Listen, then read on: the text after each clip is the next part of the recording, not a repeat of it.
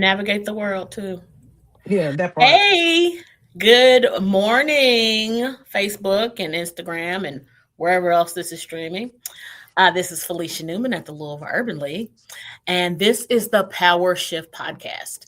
This is something we're doing on a regular basis because we want to get you all in the game, right? The Power Shift is a campaign, as you know, if you've been watching, where we want you to pledge to vote. Well, we're going to talk about different topics every week to get you interested in politics, to get you interested in voting. And I have my friend, dear friend, Casa Heron here today. And I Good want you to morning. introduce yourself, Casa, and give a little bit about yourself so the audience knows who you are. Hi, good morning. Thanks for having me, Felicia, in the Louisville Urban League. My name is Casa Heron. I do a ton of things in my work life and in the community. Right now, I'm serving in the role as a political strategist. I've worked a couple of campaigns these last couple of sessions and have been working with C3s and C4s throughout my career, helping people to understand what are the rules to be able to engage voters and how do we then utilize moving voters to get the kinds of elected officials and policies that we want in our community. So she sets a couple things, y'all. She says C3 and C4. So I like to make it plain for people. Tell people, Casa, what a C3 organization is and what a C4 organization is. Thank you. It's a great question. So, first of all, these are tax designations. So, you can organize some sort of entity or organization, and you have to file that, incorporate that organization with the state and with the federal government for tax reasons. A 501c3 is what we think about as a traditional nonprofit. They do mission related work that is, I would say, non political. If in this context, you're educating voters, you're sharing people information about policy. You can actually advocate and do some lobbying as a 501c3. It's just the level of amount of time that you have in that work. A 50c4 is a little different in that 50c4s can endorse candidates. They can support, policies and really have a strong lobbying team on their in their organization. I've worked with Kentuckians for the Commonwealth, which is actually KFTC is a C3. Our C4 is I'm sorry, I can't remember the physical name, but we That's also have okay. a C4 that allows us to do that kind of work. And then KFTC also has a PAC. And Okay. as board chair, I was chair of all those entities, but the leadership on all of those things were different, so that Okay. those entities were sort of still connected, but they certainly had different leadership across the way. Got it. So we got a real expert here, y'all. I don't be playing games. I don't bring no people that don't know what they're talking about. So Casa knows exactly what she's talking about. So our topic today, Casa, is how do we build Black political power? We have our power shift because we're trying to get people to pledge to vote because we know that if we just got the registered people to vote, we can make a positive change in the community and get the leaders that we want. How would you tell our audience how to start that process of building Black political power? So yes, Felicia, you're right. It starts with educating folks and getting them excited and helping them to understand the importance of being registered to vote and having that power to choose candidates, to choose your elected officials. That's the first. That's the first thing. Right. It's really the easy thing. Hmm.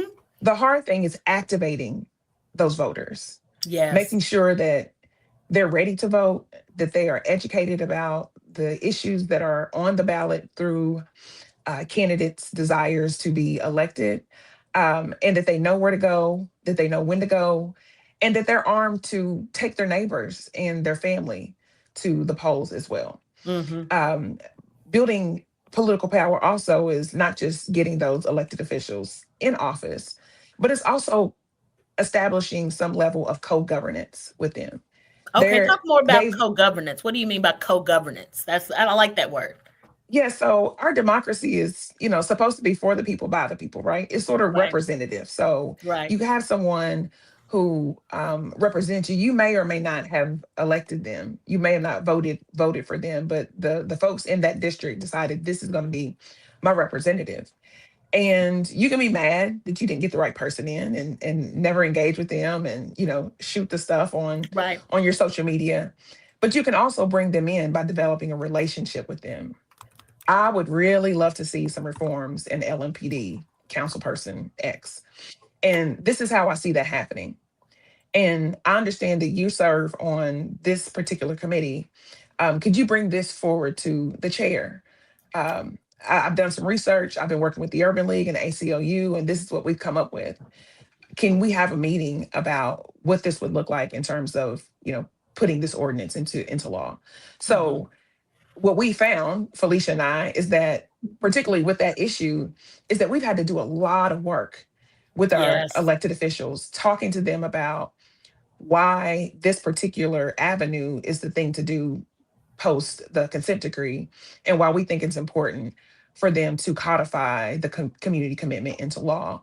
We've had to educate our elected officials about that, because we have become the experts in Right. understanding what an alternative is, right? Like, there are laws, there's rules, and all those things have kind of been thrown out of the window in this particular instance. And so as advocates, as voters, we have taken it up on ourselves to find alternatives, and we have to present that to our elected officials and figure out a way to convince them that this is the way. That's just one particular issue. We can talk about the budget.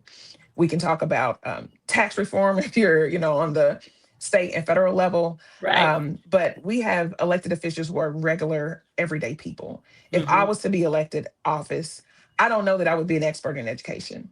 So I would Right. need my constituents who are teachers, who are parents, who are students, who are ex-administrators. I would need them to teach me the game. Like, I don't know the federal laws that help fund our local school system, but if I decided that I wanted to be a school board member, I would need someone to help me understand that. And that's what co-governance is. It's not just throwing somebody in office, but it's continuing to work with them so we can build the kind of community that we deserve to live in. Right. And so that it's really important that people understand that in this co-governance model, I remember what Barack Obama would say is you get the government you deserve, right? So if you don't engage, you don't prod, you don't poke, you don't protest, you don't go have meetings, you're not going to get what you want. Um, One of the main things that we talk about as a power shift is getting registered people to vote, to pledge to vote. So we got a QR code in the corner. So if Yes, you hit want that to pledge QR code. yep, scan that QR code and pledge to vote. Like, get in the game, right? Like, you can't complain. And I know this is a cliche. You can't complain if you didn't vote. Well, you really can't. Like, everything that's out there is a vote. Everything that you do in life is a vote, right? So what kind of things do you say to people? Because I have my own spiel that I give people. What spiel do you give to people when they say, I don't think it's important, or I don't think it works, or the apathetic type of things we have to go through to hear from people who are just disengaged, and rightfully so. Hmm. No one has Hmm. answered their problems or addressed their issues head on in the last few decades. So what's your message to people? I really help people understand how government hits us in every day. So one of my first questions is, you work, don't you? You see those little numbers around the deductions, those Yeah. taxes, That's right. Don't play with the and money. that money is managed by our elected officials locally. Our council people manage our city budget. It's a fallacy, and I really do not like to hear that. Well, we've got to ask the mayor about putting something in the budget. Certainly, you want to talk to the administration. Certainly, you want your project or your plan to be aligned with leadership. And sometimes it is, and sometimes it's not. And you want those folks to understand, if you want to put money in the budget for a program that the government is running, you want to know that the leadership there is aligned with what it is that you want to do. But ultimately, it's our metro council who approves the budget. So the mayor could put anything in his draft Right. budget. But if Right. the 26 members of the Metro Council don't agree, they can change those line items. Right. They What have we the have power. seen is there's been a lack of desire to do that. I think there is some movement this budget season. I haven't been paying as close attention, but the point is our mayor can make suggestions, the executive team can make suggestions, but it's the legislative body that says this is what we're going to do. And then the executive team, the mayor and his team, all the departments, they have to actually implement that budget. Right. And that's where the accountability and overseeing, again, for voters to be engaged. Hey, we put this money in for streetlights. You said that you were going to put it in there. It was in there, and it's April, Yeah. and the streetlights haven't been installed yet. Who do I talk to? I'll Right. talk to somebody in public works about that. And so it's not just getting that council person in office and getting them to put something in the budget. You have to actually follow up and continue to Yeah. follow up. Yeah. I don't know how many elected officials. I got their cell phone numbers in my That's phone, but right. in my still. You've I gotta want to be you able gotta to engage talk them. to them and connect Mhm. with them. Right. They're regular people like us. They won an election, but they're regular people. And I like how you explain that, they're not an expert in everything. They're not any smarter than the average bear, right? And so down at the bottom, you can see where you can find out about your candidates. We have a link down there where you can find about all the candidates that are running for this November election. All you do is hit the link, and you put in your address, and it will build a ballot for you to tell you who's running. They'll tell you what their views are. You tell them where you align, where you don't. I really encourage a lot of people online to go to that website, because we really need, because people always ask me, Casa, well, I don't know the people. Now, you got to do, as they say, do your research Yes. and do your research. Like, read about them, go to their website, see what, because they usually have a website with all their views listed. And I guess I like to remind people that, because I'm a history buff, Casa, we have tried everything, right? Black people have tried everything. We have tried resistance, and we still do resistance, right?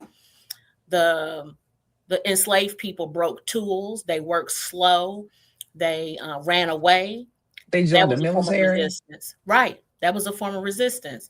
Then, when Reconstruction came, well, when the Civil War started, we walked away from the plantations and freed ourselves, right? We have been doing resistance since we've been here, and we've been politically engaged since we've been here. Since from enslavement to today, we have never, ever not been engaged in what the federal government and the state governments are doing. Let's be reminded of that.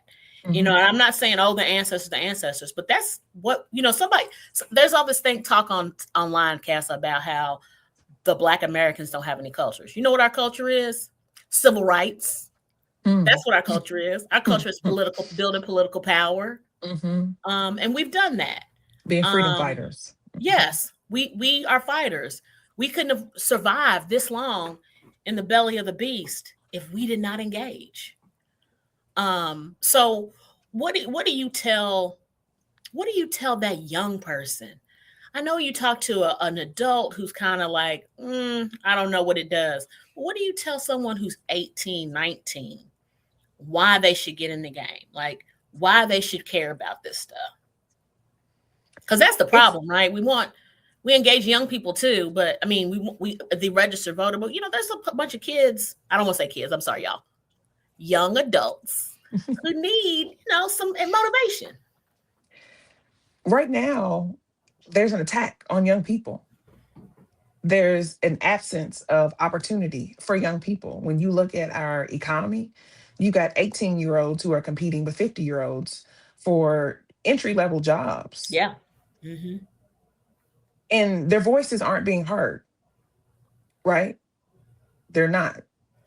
And so I tell young people, voting and being politically engaged is an opportunity for you to have your voice heard.